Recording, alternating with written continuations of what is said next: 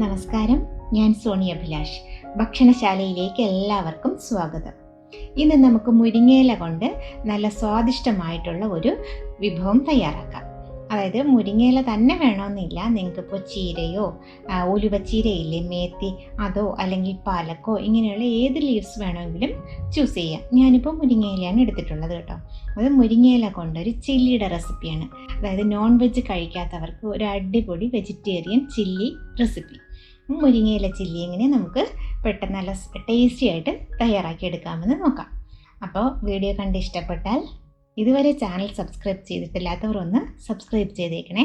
അതുപോലെ തന്നെ ലൈക്ക് ചെയ്യാനും ഷെയർ ചെയ്യാനും കമൻറ്റ് ചെയ്യാനും ഒന്നും മറക്കരുത്. അപ്പോൾ നമുക്ക് പെട്ടെന്ന് തന്നെ വീഡിയോയിലേക്ക് പോകാം.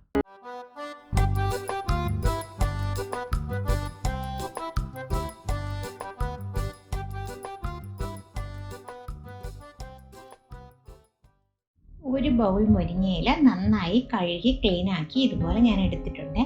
ഇത് നമുക്ക് ചെറുതായിട്ടൊന്ന് അരിഞ്ഞെടുക്കണം. ഇതുപോലെ വച്ചിട്ട് നമുക്ക് കുഞ്ഞായിട്ടൊന്ന് അരിഞ്ഞെടുക്കാം. ഇതുപോലെ ചെറുതായിട്ട് അരിഞ്ഞെടുത്തെങ്കിൽ നമുക്കിത് ഉരുളകളാക്കി എടുക്കാൻ പറ്റത്തുള്ളൂ. അതൊരു ബൗളിലേക്ക് ഇട്ട് കൊടുക്കാം. ഇനി നമുക്ക് വേണ്ടത് കുറച്ച് ക്യാപ്സിക്കം വേണം, സവാള വേണം. ഇനി ഒരു മീഡിയം വലിപ്പത്തിലുള്ള സവാള, അത് ഒന്ന് ക്യൂബ്സ് ആയിട്ട് അരിഞ്ഞെടുക്കാം. ഒരു വലിയ സവാളയുടെ പകുതി മതിയാകും. ഞാൻ ചെറുതായതുകൊണ്ടാണ് ഒരെണ്ണം എടുത്തത് കേട്ടോ. പിന്നെ ഇപ്പം 3 കളറിലുള്ള ക്യാപ്സിക്കത്തിൻ്റെയും കുറച്ച് ചെറിയ ഓരോ പീസസാണ് എടുത്തിട്ടുള്ളത് കേട്ടോ. ഇപ്പം ഗ്രീനും യെല്ലോയും റെഡും അതിൻ്റെ കുറച്ച് പോർഷൻ, ഒരു കുഞ്ഞു കഷ്ണങ്ങൾ വീതം ചെറുതായിട്ട് ഇതുപോലെ ക്യൂബ്സ് ആയിട്ട് കട്ട് ചെയ്തെടുത്തു.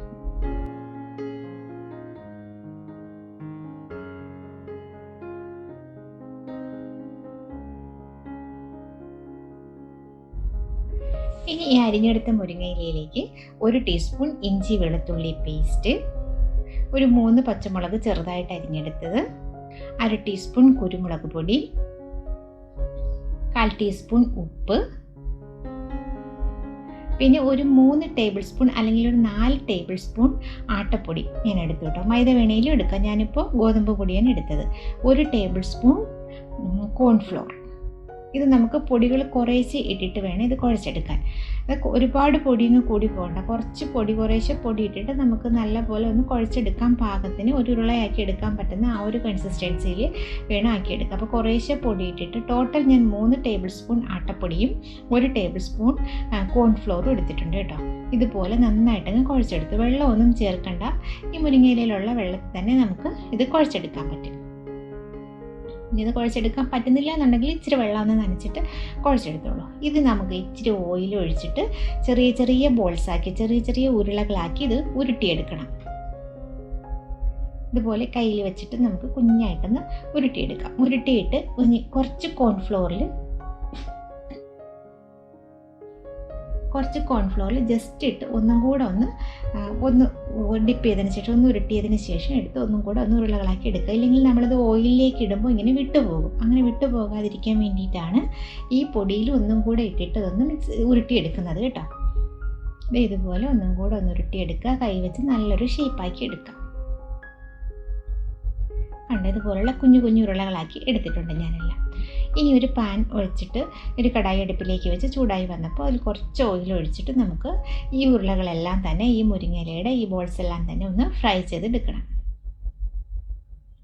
ഓയിൽ നന്നായിട്ടൊന്ന് ചൂടായി വന്നതിന് ശേഷം നമുക്കിത് കുറേശ്ശെ ഇട്ട് ഫ്രൈ ചെയ്തെടുക്കാം. ഡിഫറെൻ്റായി ടേസ്റ്റിയുള്ള, കുട്ടികൾക്കൊക്കെ ഇഷ്ടപ്പെടുന്ന രീതിയിലാണ് ഇത് ഞാൻ തയ്യാറാക്കിയിരിക്കുന്നത് കേട്ടോ. നിങ്ങളൊന്ന് ചെയ്ത് നോക്കൂ, ട്രൈ ചെയ്ത് നോക്കൂ. ഇഷ്ടപ്പെടാതിരിക്കാൻ ചാൻസ് ഇല്ല, കാരണം നമ്മൾ ചില്ലി ചിക്കൻ ഉണ്ടാക്കില്ലേ, അതിൻ്റെ അതേ സെയിം റെസിപ്പിയാണ്. ചെറിയ തീയിൽ വെച്ചിട്ട് ഇതൊന്ന് ഒരു ചെറിയൊരു ഗോൾഡൻ ഷെയ്ഡ് ആകുമ്പോഴേക്കും നമുക്കിത് ഓയിലിൽ നിന്ന് കോരി മാറ്റാം. കണ്ടോ, ഇതുപോലെ നമുക്കെല്ലാം ഇങ്ങനെ ഫ്രൈ ചെയ്തെടുക്കാം.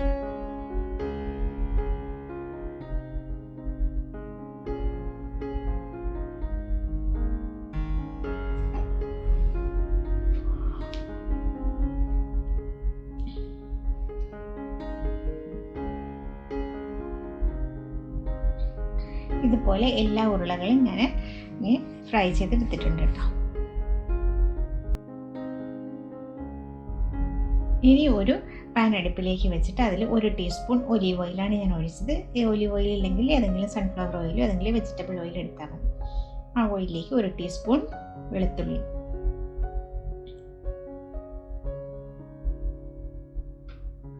ഒരു പച്ചമുളക് ചെറുതായിട്ട് അരിഞ്ഞെടുത്ത്, പച്ചമുളകും വെളുത്തുള്ളിയും കൂടെ ഒന്ന് ചെറുതായിട്ടൊന്ന് വഴന്ന് വരട്ടെ. അതിനുശേഷം നമുക്കിതിലേക്ക് സവാള ചേർക്കാം. നേരത്തെ അരിഞ്ഞു വെച്ചിട്ടുണ്ടായിരുന്ന സവാളയിലെ അത് ഇതിലേക്ക് ആഡ് ചെയ്തിട്ട്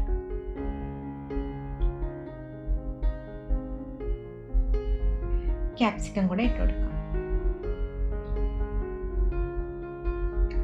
സവാളയും പച്ചമുളകും വെളുത്തുള്ളിയും ക്യാപ്സിക്കം കൂടെ ഒന്ന് വഴന്ന് വന്നതിന് ശേഷം നമുക്കിതിലേക്ക് ബാക്കിയുള്ള പൊടികളൊക്കെ ആഡ് ചെയ്ത് കൊടുക്കാം കേട്ടോ. ഇതിലേക്ക് ഒരു 1/2 ടീസ്പൂൺ ഉപ്പിട്ടു, പിന്നെ 1/2 ടീസ്പൂൺ കുരുമുളക് പൊടി, അത്യാവശ്യം നല്ല സ്പൈസി ആയിട്ടാണ്, അത്യാവശ്യം നല്ല എരിവ് ഉണ്ടാവണം കേട്ടോ, അപ്പോഴേ അത് കഴിക്കാൻ നല്ല ടേസ്റ്റ് ഉണ്ടാവുക. പിന്നെ 1/2 tablespoon vinegar, 1 teaspoon soya sauce,